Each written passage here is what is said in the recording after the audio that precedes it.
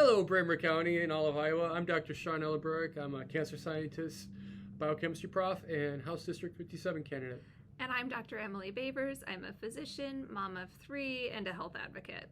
Sean, this week there's been movement on a bill in the Senate, Senate File 2172, which has been commonly called the no-fault divorce bill.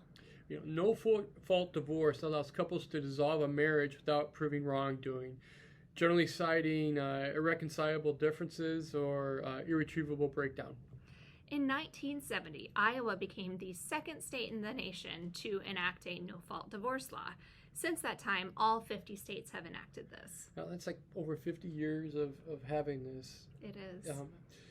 So today, in fact, Iowa is one of 17 states who currently does not offer a couple the option to waive no-fault divorce.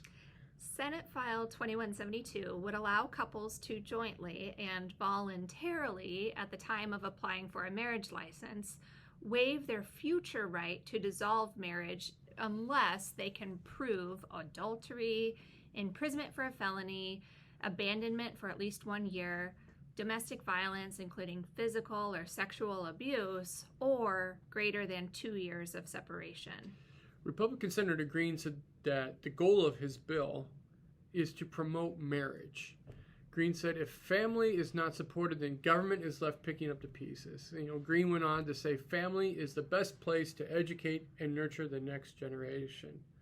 So does this bill support family? Well, it kind of depends a bit on your perspective. Certainly we would prefer to have families that are supportive and nurturing, but that's not how all families are.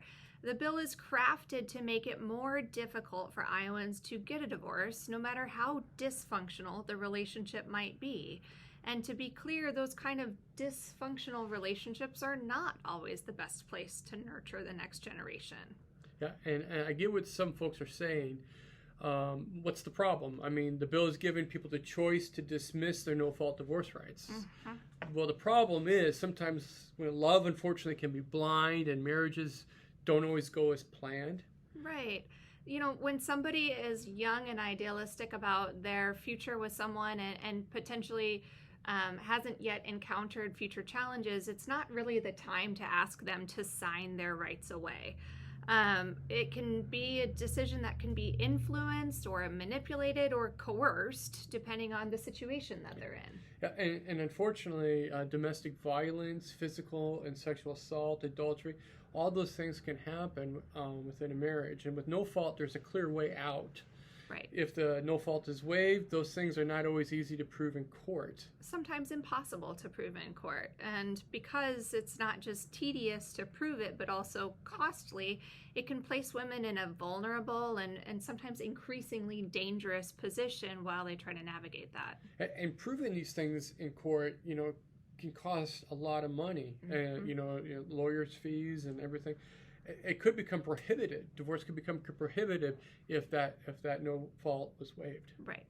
This type of legislation is leading us back into a time, as you mentioned, more than 50 years ago, where marriages were pretty routinely diminishing the rights of women.